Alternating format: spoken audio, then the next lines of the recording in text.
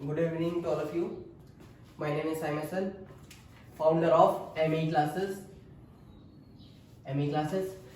मैं diploma engineering के mechanical के सारे वीडियोस इस पे अपलोड करूँगा. आप लोग सब्सक्राइब कर लीजिएगा ताकि मैं और वीडियोस आपको देता रहूँ. मेरी आज पहली वीडियो है यूट्यूब पे जो मैं अपलोड कर रहा हूँ. पहली वीडियो है तो उसका जो मैंने पहला टॉपिक लिया है वो थ्योरी ऑफ मशीन से काइनेमेटिक पेयर लिया. किससे? टॉम. सब लोग जानते हैं टॉम क्या है. Theory of machine. इससे मैंने पहला टॉपिक लिया है काइनेमेटिक पेयर. ठीक है, तो क्या होता है काइनेमेटिक पेयर? तो सबसे पहली बात तो हमें ये पता होना चाहिए पेयर क्या होता है सबसे पहले. ठीक है, एक जनरल अगर मीनिंग बताया जाए पेयर क्या होता है. अगर पेयर क्या होगा, कोई भी दो चीज को जोड़ो, मतलब पेयर क्या कहेंगे, कोई दो चीज को मिला के तो एक पेयर बनेगा. सिंगल चीज तो पेयर कहलाएगी नहीं, कोई दो चीज मिला के ही पेयर कहलाएगी. शूज होते हैं अपने पेयर में लेते हैं हम, सिंगल तो लेते नहीं है. तो ऐसे ही पेयर क्या बोलेंगे, कोई भी दो चीज को, कोई भी दो एलिमेंट्स को मिला दो तो क्या बनेगा, एक पेयर. ठीक है, तो मैं भी यहाँ पे क्या कह रहा हूँ, तो पेयर काइनेमेटिक पेयर क्या होगा. ये काइनेमेटिक का मतलब क्या होगा? काइनेमेटिक का मतलब होता है रिलेटिव मोशन. क्या होता है? Relative motion. रिलेटिव मोशन मतलब कि कोई भी ऑब्जेक्ट किसी दूसरे ऑब्जेक्ट के रिस्पेक्ट में मूव कर रहा हो, स्लाइड कर रहा हो, रोटेट कर रहा हो, टर्निंग कर रहा हो, कुछ भी कर रहा हो, लेकिन कोई भी ऑब्जेक्ट किसी दूसरे के रिस्पेक्ट पर अगर वो मूव कर रहा है तो उसे क्या बोलूंगा मैं, उसे रिलेटिव मोशन. और से अगर मैं अगर इंजीनियरिंग लैंग्वेज में बात करी जाए तो उसमें क्या बोलूंगा, काइनेमेटिक. ठीक है, वर्ड. ठीक है, अब यहाँ पे मैं बात कर रहा हूँ काइनेमेटिक पेयर की. काइनेमेटिक पेयर, तो काइनेमेटिक पेयर क्या होता है, कोई भी दो एलिमेंट कांटेक्ट में हो, क्या जब उसके बीच में कौन सा मोशन होना चाहिए, कंप्लीटली और सक्सेसफुली कंस्ट्रेंट. अब ये जो टॉपिक, ये जो वर्ड आया कंप्लीटली और सक्सेसफुली कंस्ट्रेंट, ये मैं आपको नेक्स्ट वीडियो में बताऊंगा कि कंस्ट्रेंट होता क्या है बेसिकली. ठीक है, तो अभी आप ये समझ लिए कि बस ये समझ लिए कंस्ट्रेंट होता है एक डेफिनेट डायरेक्शन, जिसका सिर्फ एक ही डायरेक्शन हो, एक ही मोशन हो, उसे क्या मैं बोलूंगा, कंस्ट्रेंट मोशन. ठीक है, तो फिलहाल आप ये समझिए काइनेमेटिक पेयर क्या होता है. काइनेमेटिक पेयर की मैं यहाँ पे आपको लिए डेफिनेशन लिखा. देखिए ये चीज याद रखिएगा सब लोग. क्या बोला मैंने, कंप्लीटली और सक्सेसफुली कंस्ट्रेंट. क्या है कि रिलेटिव मोशन जो होगा दोनों बीच कंप्लीटली और सक्सेसफुली कंस्ट्रेंट होगा. मैंने बताया कंस्ट्रेंट क्या होता है. कंस्ट्रेंट होता है डेफिनेट डायरेक्शन. क्या बोला मैंने, डेफिनेट डायरेक्शन. ठीक है, अब इसके ऊपर मैं कंस्ट्रेंट के ऊपर मैं नेक्स्ट वीडियो अपलोड करूंगा, आप वो देख लीजिएगा. ठीक है, तो फिलहाल मैं इसे बात करूंगा आगे इसके क्लासिफिकेशन की, काइनेमेटिक पेयर की क्लासिफिकेशन की. ये तो हो गई डेफिनेशन की बात. अब बात करते हैं इसकी क्लासिफिकेशन की. क्या है क्लासिफिकेशन ऑफ काइनेमेटिक पेयर. अब यहाँ पे तीन चीजों के बेसिस बात करेंगे. ऑन द, ये है पहला है on the basis of nature of contact. On the basis of nature of contact, तो इसमें कौन से दो क्लासिफिकेशन होंगे, लोअर पेयर और हायर पेयर. ठीक है, ये दो पेयर होंगे, lower pair and higher pair. अब लोअर पेयर में क्या होगा, सरफेस कांटेक्ट. क्या होगा, सरफेस कांटेक्ट. और हायर पेयर में क्या होगा, पॉइंट और लाइन कांटेक्ट.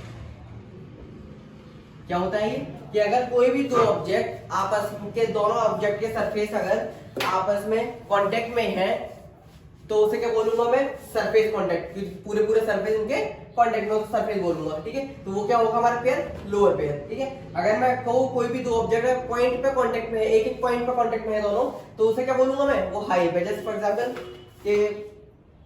ये देख सकते हो, ये दो में है, ये कैसे है, एक दो पूरा उनका सरफेस दोनों कांटेक्ट में है, तो इसे क्या बोलूंगा मैं, लोअर पेयर. ठीक है, हायर पेयर क्या होगा, जैसे कि तुम व्हील ले सकते हो.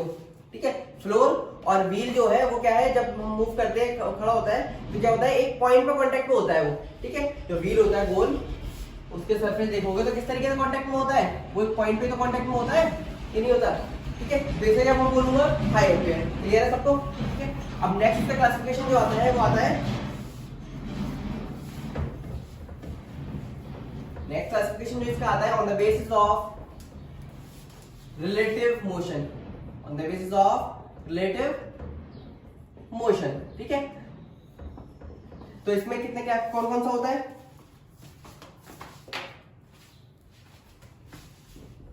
इसमें होता है पहला sliding pair, rolling pair, turning pair, spherical pair,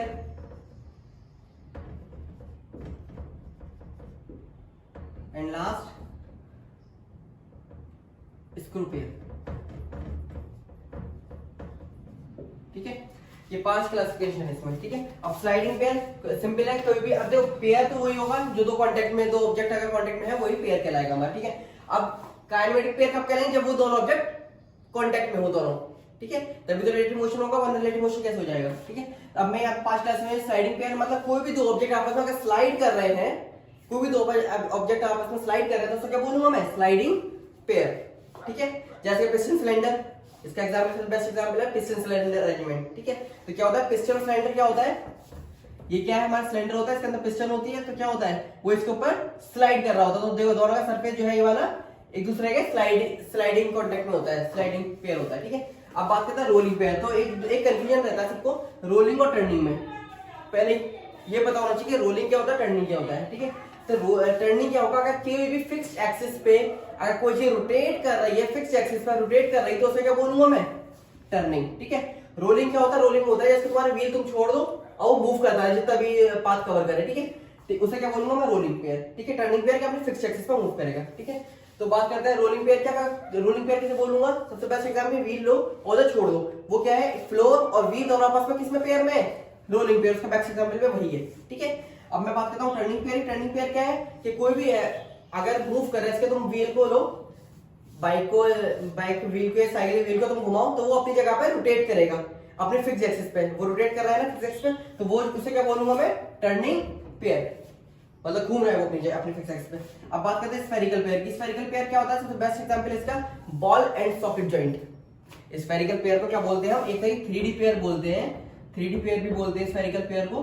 क्या होता है कि कोई भी ऑब्जेक्ट अगर 3D मूव कर सकता है, मतलब हमारा हाथ है ये मूव कर सकता है हर डायरेक्शन में, तो इसे क्या बोलूंगा मैं, 3D पेयर। ठीक है, तो इसे क्या बोलते हैं यहाँ पे, स्फेरिकल पेयर, अगर वो 3D मोशन दे रहा है तो। ठीक है, बात करते हैं last screw pair. Screw pair में क्या होता है कि हमारा इसमें दो चीज होती है। अब कोई भी तुम नट और बोल्ट ले लो, नट और बोल्ट ले लो, अगर तुम उस चीज को कसोगे तो क्या होगा, वो नीचे भी जाता रहता है और गोल गोल भी घूमता रहता है, टर्निंग भी करता है। तो उसमें दो मोशन होते हैं, एक तो ट्रांसलेटरी मोशन होता है और एक रोटेशन मोशन होता है। तो क्या होगा, अगर स्क्रू पेयर मैं किसे बोलूंगा, जब उसमें पार्शियली टर्निंग हो, पार्शियली स्लाइडिंग हो। क्योंकि अब स्लाइडिंग क्यों बोलेंगे, अब देखो जब स्क्रू होता है, अब उसके ऊपर तुम बोल्ट लगाते हो तो क्या होता है, जब वो करता है रोटेट कर, टर्निंग करता है, मतलब जब तुम उसे कसते हो तो क्या होता है, उसका जो सरफेस होता है पूरा अंदर का, और उसका नेट और बोल्ट का दोनों का सरफेस जो पूरा पूरा कांटेक्ट में होता है, तो इसलिए उसे क्या बोलेंगे, इसको स्लाइडिंग पेयर और टर्निंग पेयर ही बोलेंगे, क्योंकि वो टर्निंग कर रहा है। ठीक है, तो अगर दोनों मोशन होंगे तो उसे क्या बोलूंगा, स्क्रू पेयर। ठीक है, ये हो गया क्लासिफिकेशन सेकंड। एक लास्ट क्लासिफिकेशन है इसका, आई होप सबको समझ में आ गया होगा। ठीक है, अगर किसी को कोई भी चीज समझ में नहीं आई हो तो मुझे मैसेज कर सकता है, व्हाट्सएप पे मुझे मैसेज कर सकता है, मेरा नंबर यहाँ पे लिखा हुआ है। ठीक है, और अगर कोई भी मेरे चैनल को सब्सक्राइब जरूर कर लेना, क्योंकि मेरी पहली वीडियो है। ठीक है, कोई भी कमेंट बॉक्स में मुझे बता सकता है कि किसे कैसा लगा, मेरी पहली वीडियो है। और किसी को कोई भी डाउट हो तो कमेंट बॉक्स में बोल सकता है या मुझे व्हाट्सएप भी कर सकता है वो। ठीक है, ये मेरा नंबर लिखा हुआ है। अब इसका लास्ट क्लासिफिकेशन है on the basis of mechanically constraint. क्या है, ऑन द बेसिस ऑफ